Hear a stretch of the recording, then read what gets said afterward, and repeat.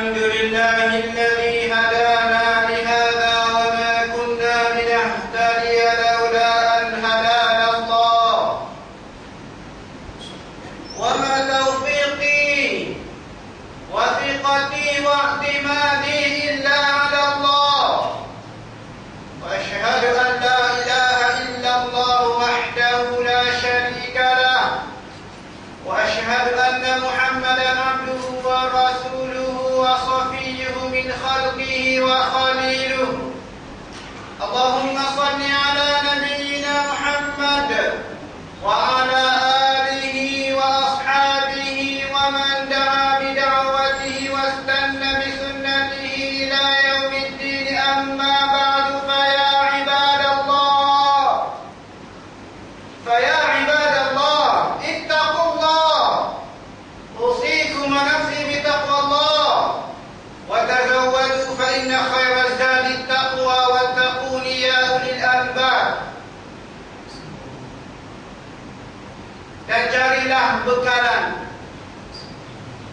dan sebaik-baik bekalan itu ialah bertakwa kepada Allah Subhanahu wa Ta'ala.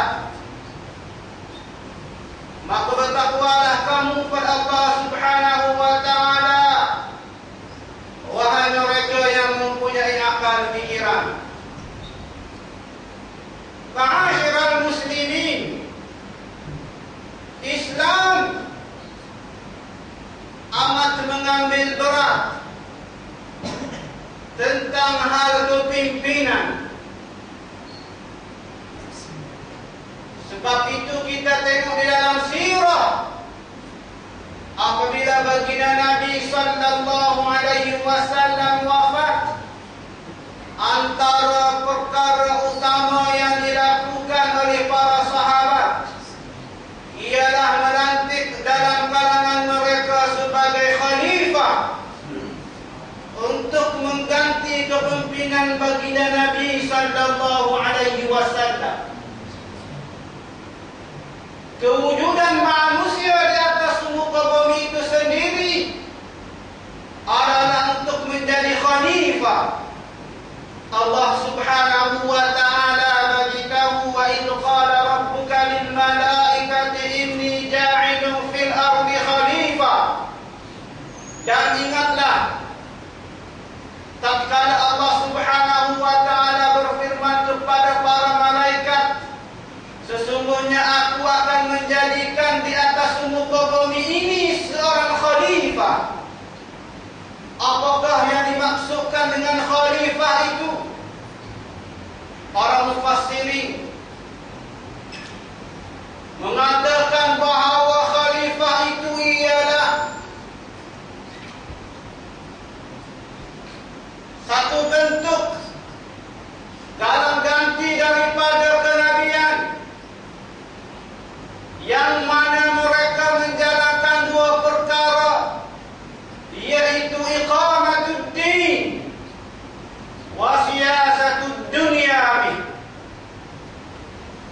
menjalankan agama di atas muka bumi ini dan mengurus tadbir bumi ini dengan agama. Sebab itu dalam Islam, politik dan agama adalah dua perkara yang tidak boleh diasingkan. Ma'asyiral muslimin, kita perlu kepada pemimpin yang berwibawa untuk memimpin. Justru apabila kita diberi pilihan untuk memilih pemimpin, maka kita bertanggungjawab untuk memilih pemimpin yang benar-benar bertepatan dengan kehendak Allah dan Rasul-Nya. Kerana apabila kita salah memilih pemimpin, maka kerugian dan penyesalan akan kita rasa. Nabi sallallahu alaihi wasallam beritahu, "Idza ussidal amru ila ghairi ahlihi fantadhiris sa'ah." Apabila sesuatu perkara ini, sesuatu tugasan diberikan kepada mereka yang bukan ada kelayakan dalamnya, maka tunggulah saat kehancuran. Ma'asyiral muslimin, pemimpin yang kita perlu pilih nombor satu ialah pemimpin yang bertakwa. Pemimpin yang bertakwa kepada Allah Subhanahu wa taala.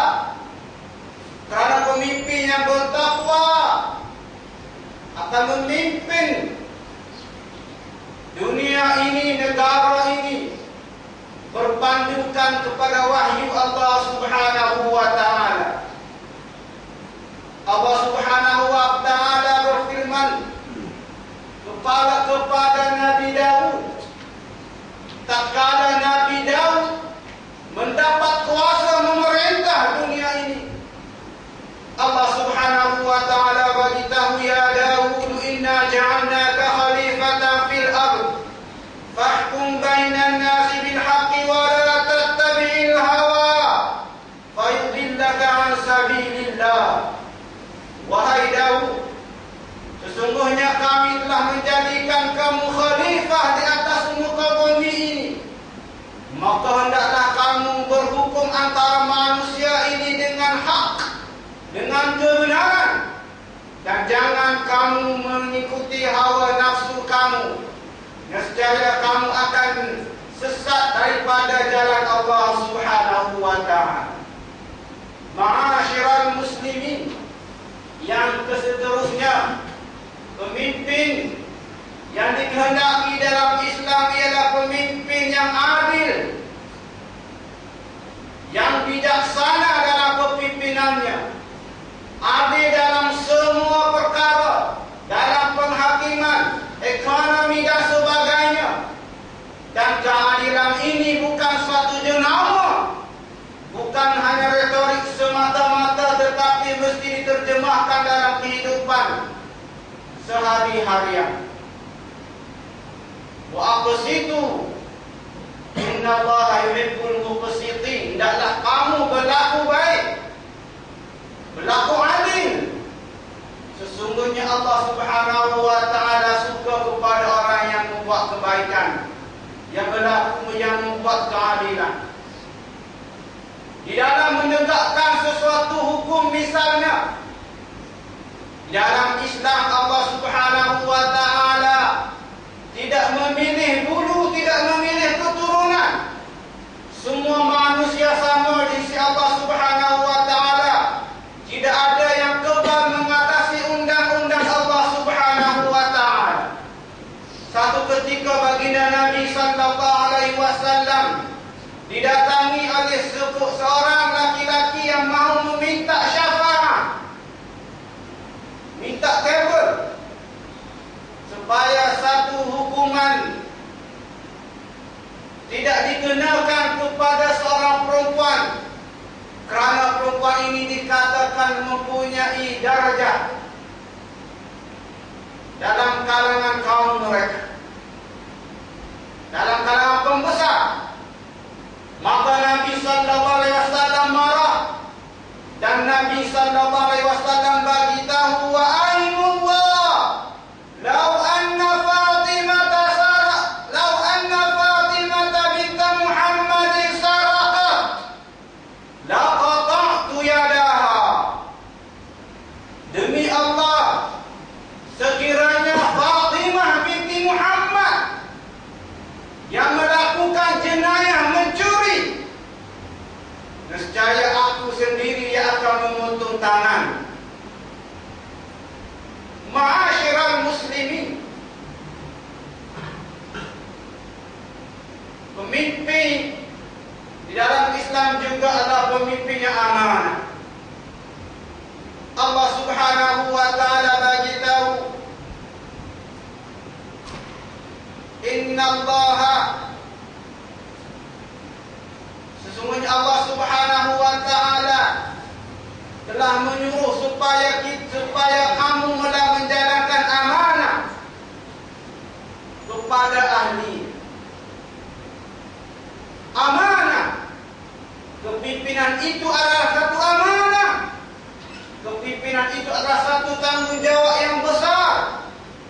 Sebab itu Nabi sallallahu alaihi wasallam menggesa supaya kepimpinan ini diberikan hanya kepada mereka yang benar-benar layak untuk menanggung amanah yang besar ini. Satu ketika Abu Dzar Al-Ghifari datang bertemu Nabi sallallahu alaihi wasallam meminta supaya diberikan kepadanya jawatan. Maka sabda Nabi sallallahu alaihi wasallam, "Wahai Abu Dzar, sesungguhnya kepimpinan ini adalah satu amanah yang besar dan engkau seorang laki-laki yang lemah.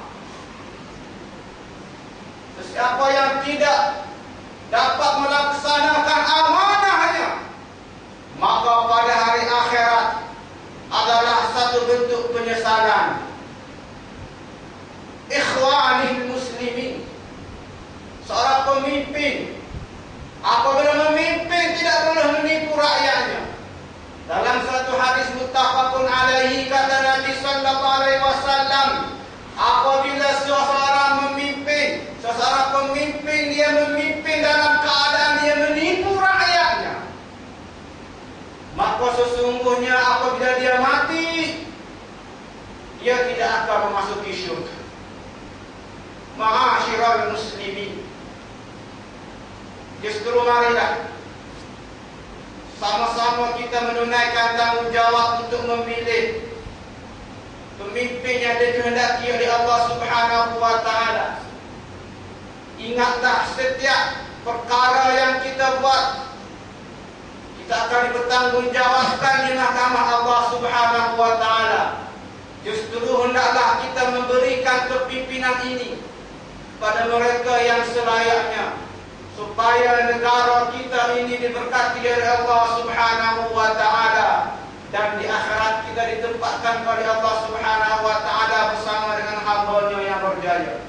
A'udzu billahi minasyaitonir rajim. Walau anna ahlal qura amanu wattaqaw la fatahna 'alaihim barakatin minas sama'i wal ardh walakin kadzdzabu fa akhadnahum bima kanu yaksibun. Barakallahu li wa lakum fil Qur'anil 'azim wa nafa'ani wa iyyakum bima fihi minal ayati wadh-dhikril hakim. وتقبل مني ومنكم تلاوته إنه هو السميع العليم. أقول قولي هذا وأستغفر الله العظيم لي ولكم ولوالدي ولوالديكم ولسائر المسلمين والمسلمات والمؤمنين والمؤمنات فاستغفروه إنه هو الغفور الرحيم. اللهم صل على محمد. صل وسلم على محمد. اللهم صل وسلم على سيدنا محمد وعلى آله وأصحابه أجمعين.